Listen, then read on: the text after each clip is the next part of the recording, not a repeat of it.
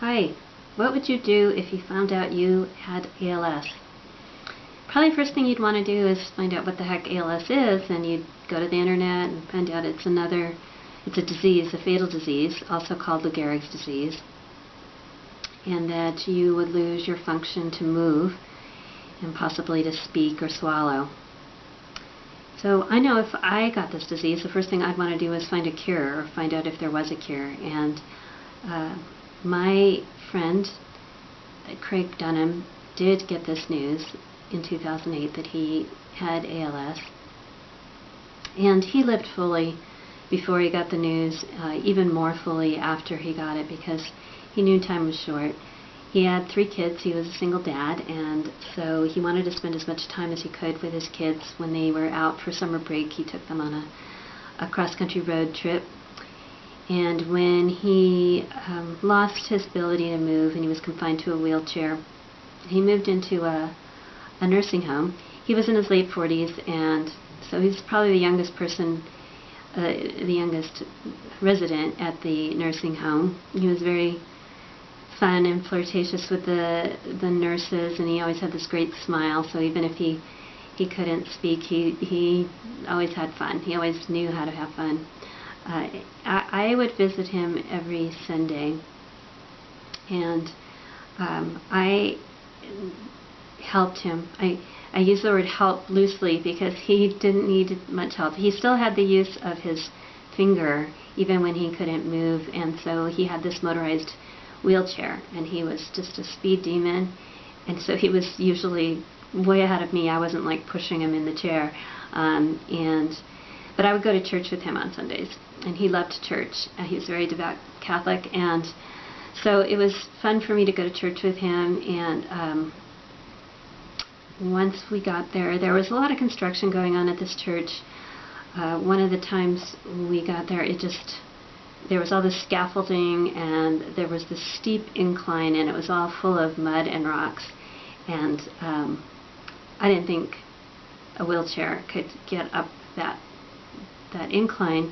But, as Craig would often do, he didn't let this, I was saying, no, I don't know if we should do this, and he just went on ahead, and he just zoomed up this hill, and I'm standing back in horror just thinking that the wheelchair is going to topple over backwards. But he made it to the top, and I got up there, and you could see he had this self-satisfied grin and kind of like, what took you so long? And that's just how he was. He would not let anything stop him. He was going to fight this disease, and he never felt sorry for himself, not for a minute. He was not a victim at all. And but I learned so much the year that I went up and helped him, or visited with him and saw him through this challenge. I learned how much we take for granted, that just not being able to scratch an itch, not being able to pick up a phone, not being able to call out if you need help. These are things we take for granted, not being able to say, I love you. And I learned that that you don't have to ever be a victim, no matter what happens to you, that you can stay strong and courageous and keep living. Every time there's a breath that you can breathe, we're still alive. And I got an opportunity this year to join the ALS Association and walk to defeat ALS. Craig died in December of 2010, but I love telling stories about him and keeping his memory alive.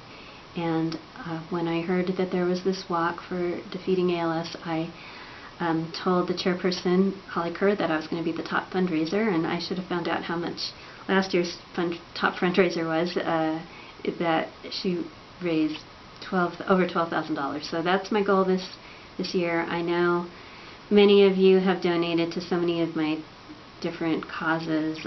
This one is the most personal for me. want to do it in Craig's honor and memory, and I totally understand if it's a bad time, and I know that everybody can't donate to everything. If you can't donate, I hope you'll consider walking with me or sharing this video, and I'm always so moved when I get a donation from somebody I don't know.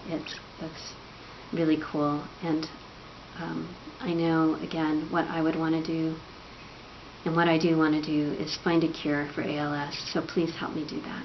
Thank you.